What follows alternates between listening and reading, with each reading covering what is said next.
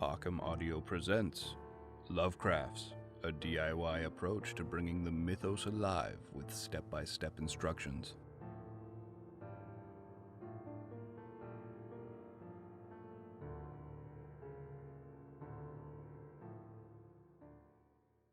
Today we're going to be talking about tokens. I'll walk you through how I make mine.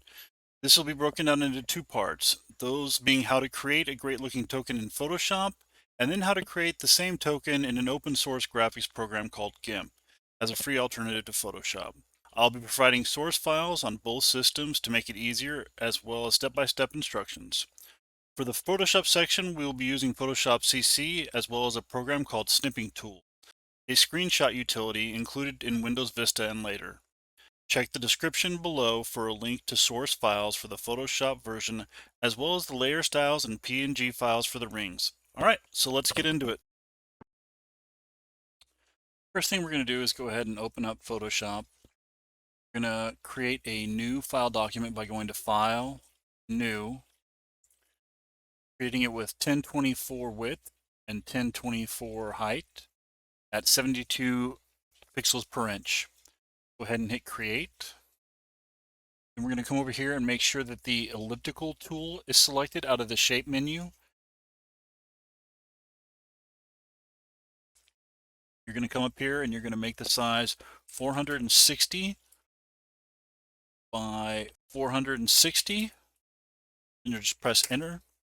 When you click on your screen, it'll create a little box will come up and ask you if that's the size you want. You're going to go ahead and click OK, and it'll create the shape. Now what you're going to do is you're going to go up here to the align section, path alignment, and you're going to make sure that this is selected to canvas. Then you're going to go ahead and align your ellipse by clicking that button and then this button. That'll basically move it to the center of the stage. After that, you're going to go ahead and you're going to take the ellipse 1 layer and duplicate it. And you're going to readjust the size of this layer to 410 on both sides. And then you're going to go ahead and align that one to center as well. You're going to change the fill color to white so you can kind of get a visual of what you're doing. Then you're going to go ahead and you're going to control click right here in the preview window on ellipse copy 1. You're going to go ahead and delete that layer. You're then going to right click on ellipse 1, going to rasterize layer. Then you're going to go ahead and press the delete key. Once that's done, you're going to go ahead and rename this layer to outer ring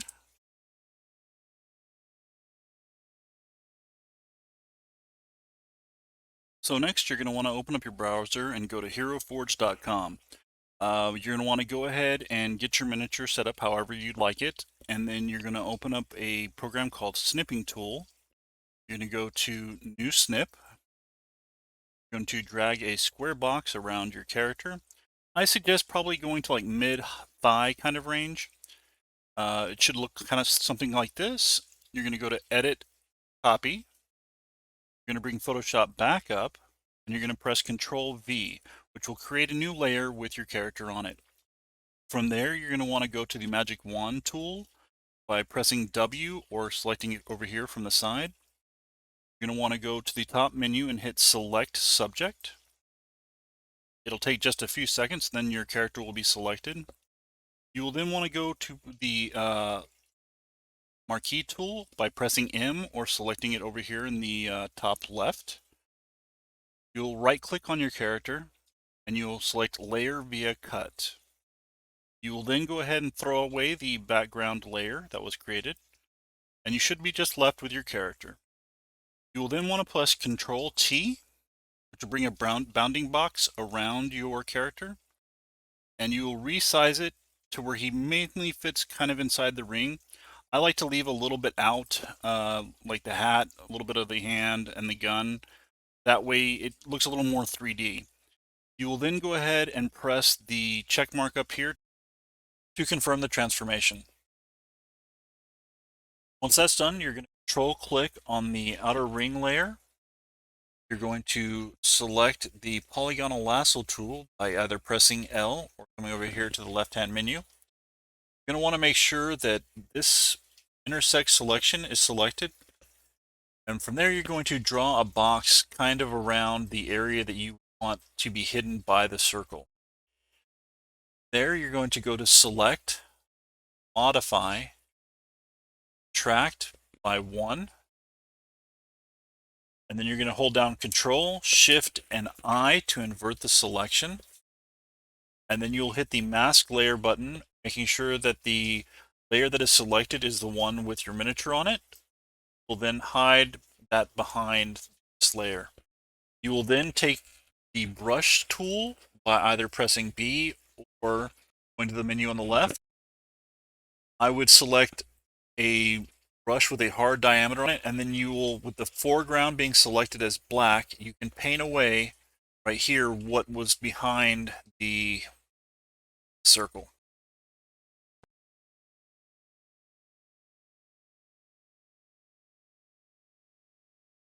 The next thing you're wanting to do is to go ahead and open up your browser again and go to Google, and then you're gonna basically Google some kind of background image. So for our guy, I'm gonna go with a kind of noir detective kind of office kind of feel.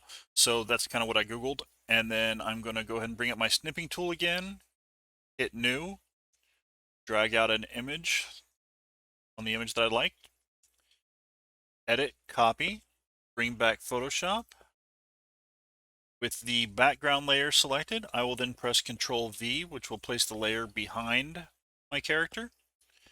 I will then select the marquee tool, but I will go for the elliptical marquee. You can then draw a circle, and you can move the marquee around by holding down the spacebar when you do this, and kind of just put it behind the black ring. And then you're going to hold down Control, Shift, and I to invert the selection, and then press the Delete key. And now you've got a background. So now we're going to add some style. So what you want to do is you want to come up here to the styles window, and you're going to want to go to load styles. You're going to browse to wherever you downloaded the Regal Gold style to. Double click that. Go ahead and make sure that the outer ring layer is selected. Click the Regal Gold style. It'll give you a nice gold ring around your token. If you want to change the colors of that, all you have to do is come over here to Gradient Overlay in the Effects layer. If you click here, you can adjust these colors to pretty much anything you want it to be. If you wanted it to be like, say, for an enemy NPC, you could make it a red, or you can make a green one for an ally, or whatever colors you really want. All you have to do is just kind of adjust them there. And as you can see, it just automatically goes ahead and fixes the color. One thing I also like to do is to add a little bit of a drop shadow. See, that kind of gives it a nice little pop out effect. Just go ahead and you can adjust this to wherever you feel it looks good for you. Play around with it a little bit, just get whatever you like. Click OK. The last thing you're going to want to do is make sure that you delete the background layer, so you're on a transparency layer. Come up here to File, and then go to Export. Export as quick PNG. Save your file, and you're done.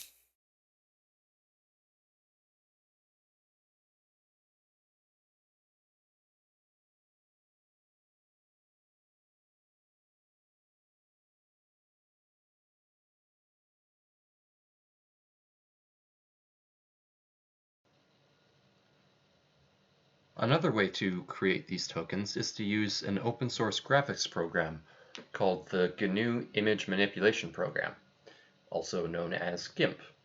We will be using version 2.10.22 in this demonstration, but the steps shown herein will work for both older and newer versions of GIMP. So now we are going to create a new document and initialize it to 1920 by 1200, simply because, and use a 16-bit integer for color precision, simply because I want to. You can play with these settings more later. Background, we're going to delete the background layer, and we're going to right-click. Actually, sorry, we're going to go over to our source images and copy them over. And we're going to edit, paste as, new layer. And we're going to do the same for our background, paste as, new layer. And for our frame that we're going to use, copy image, edit, paste as, new layer. So let's start with the easy part first. We're going to be using a pair of ellipse select tools to select only our frame and exclude the white part. So first things first, we're going to add to the current selection, and we're just going to click and drag.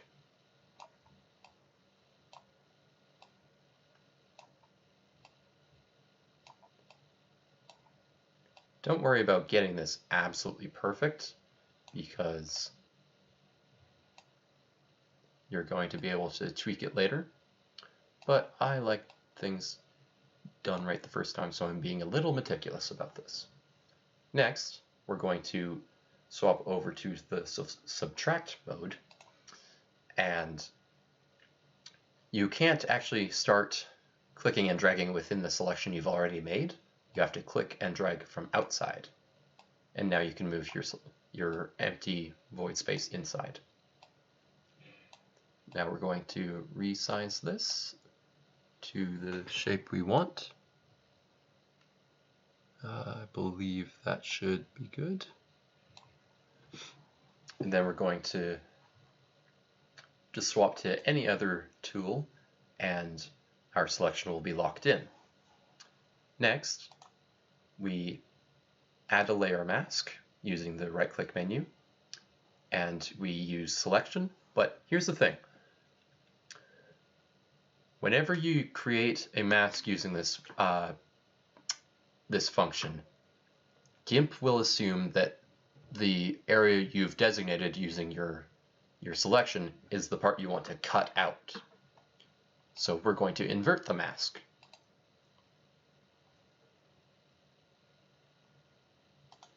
Or not. I always get that one mixed up. Let's try that again. Add layer mask from selection without inversion. Here we go. That's better. So that's our frame pretty much finished. So we're going to hide that away, and we're going to jump over to any other select tool and simply sorry, not any other select tool.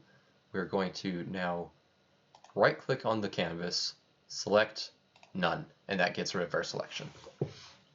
Next, we are going to open up, sorry, my vocabulary is all over the place today. We're going to now hide this layer as well and work on our subject. Now, looking at the background, the light is streaming in from the right, and he is lit from the left. So the first thing we're going to do is go to our layer menu, transform, flip horizontally.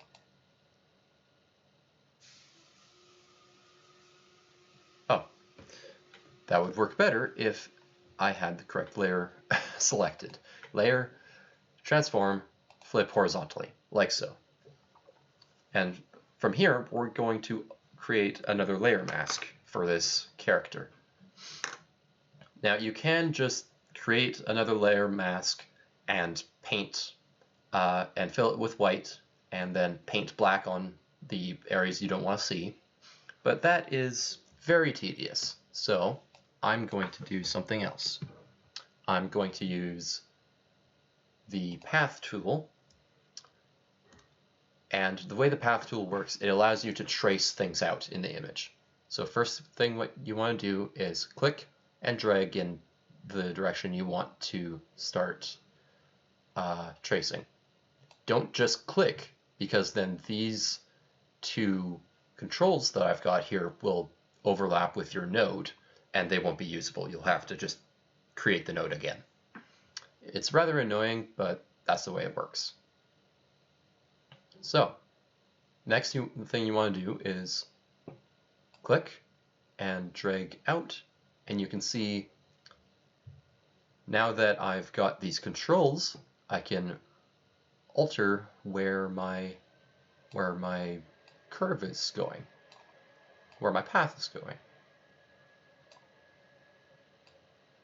like so.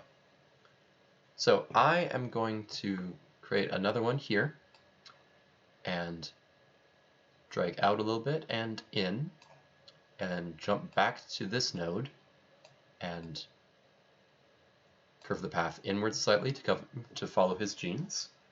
And you just keep using that technique to trace out this character. Now I'm going to pause the video here and skip to when I'm done. This is a fairly advanced technique, so don't worry if you don't get it the first time. It takes a lot of practice, I'm not going to lie to you. So yeah, when I get back, I will have mostly finished tracing this character out, and I will show you how to convert it into a selection. Okay, so once you have your character, or whatever it is you're traced out, you should have basically a straight line between the end of your path and the beginning of your path. And then from there, you can just come up to this toolbox up here, as long as you've still got the tool selected, and you can click Selection from Paths. And this will make a selection from your path. So you can see the marching ants all around your character here. In fact, yeah. So from here, we can go back to our layers here and create layer mask from selection, add. And now our character is cut out from the background. Oh, and we can just click off to any tool to get rid of the path. And from here, we are going to right-click, select none to get rid of our selection. And from here, you can work inside of your mask again and use a paintbrush to clean it up a little bit. I'm not going to, since I did a pretty meticulous job in the first place. But yeah, once you have exported it to a layer mask, it's very easy to edit. And that's the strength of it. It's non-destructive editing. So what next? Well, in this case, reordering layers. So we want the background on the bottom, and then our mirror in the middle, and our character on the top. And at this point, I'm just going to start using the scale tool. Oh, and to access the entire group, you can right-click on the tool and just swap it out for something else.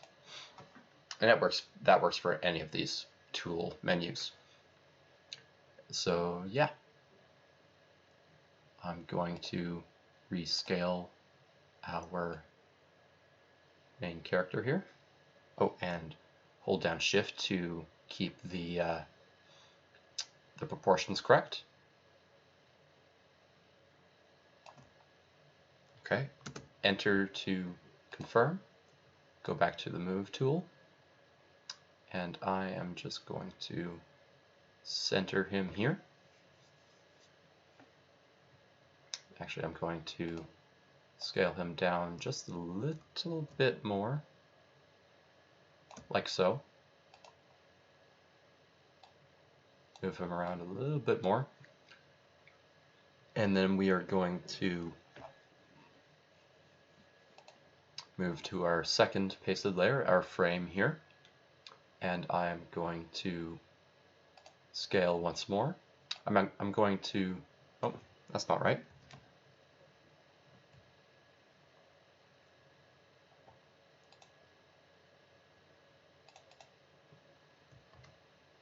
There we go.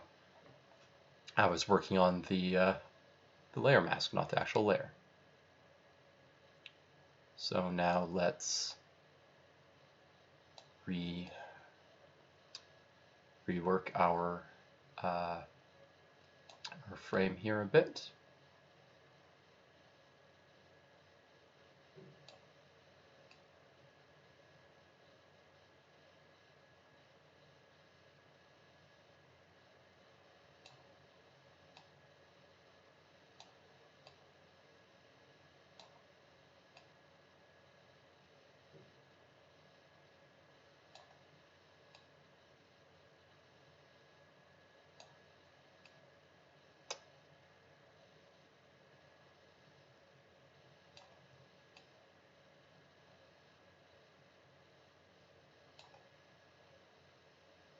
You know what, that's good enough.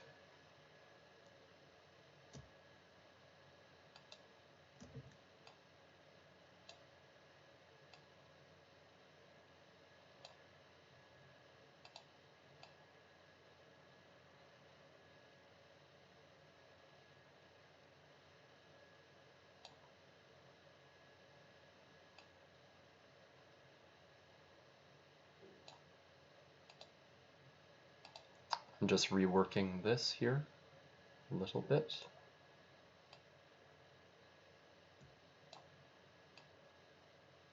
Make our character a little bit larger than life.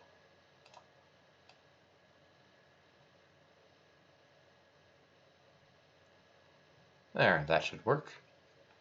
And from here, we are going to actually just jump back into our mask for the character, and we are going to paint out his legs a little bit more. Now, there is a way to do this perfectly, and it is to clone the frame and then, or at least clone this little bottom part of the frame and put it back on top of the character's model, or not the character's model, the character's layer. But I am feeling a little bit lazy today, so I am going to do this like so.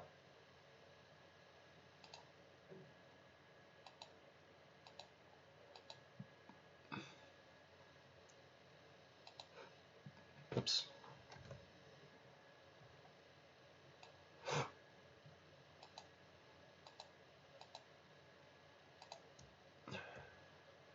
And there we go.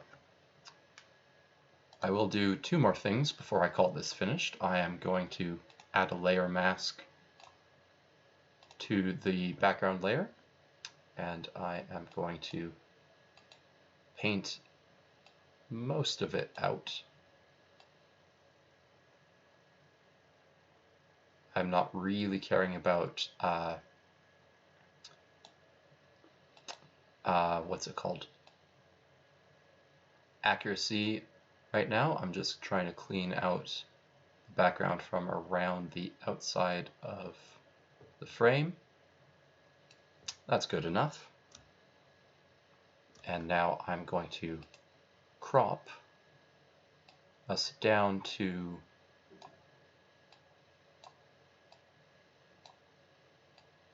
about there. Enter to confirm, and now we have our section here. And I will add just one more thing. I'm going to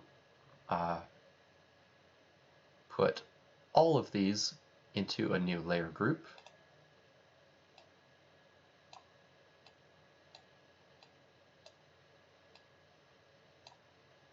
And of course, it reverses the order. There we go. And now I'm going to select the frame here, and I'm going to go to my filters menu, and I'm going to the light and shadow menu, and I'm going to add drop shadow. I'm going to add a drop shadow.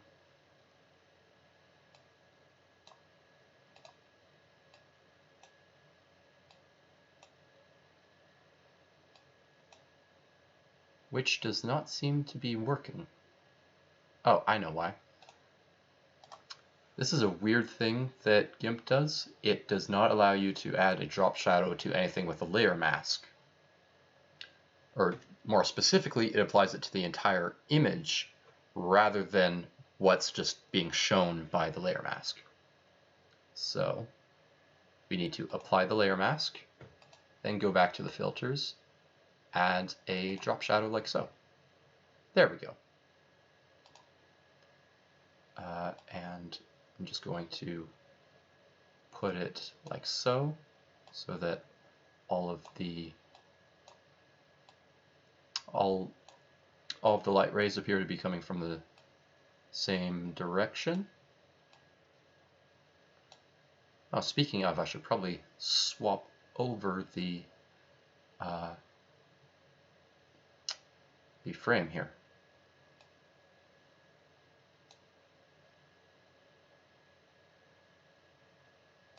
Okay, and then layer, transform, flip horizontally, but that applies to the layer mask, because not the layer mask, applies to the drop shadow as well. So transform, flip horizontally, and actually reposition it slightly.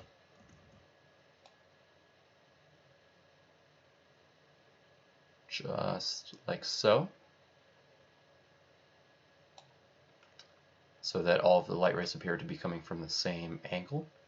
And then we're going to add the filter. Light and shadow, drop shadow. Just like so.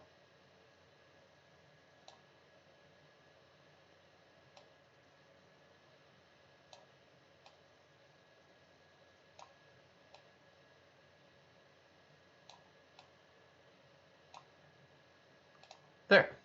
I would call this project pretty much finished. Let's see, that took me 20 minutes from start to finish, not including the meticulous cutting out with the path tool. And to be honest, the more you practice with the path tool, the faster you'll be at it. It's just a very steep learning curve. All right. Tutorial over. Actually, tutorial's not quite over, because you should save this as a .png file, not a .jpeg file or a .tiff file, because PNG files save transparency data. So you can actually get this drop shadow onto another background if you prefer. All right, tutorial properly over.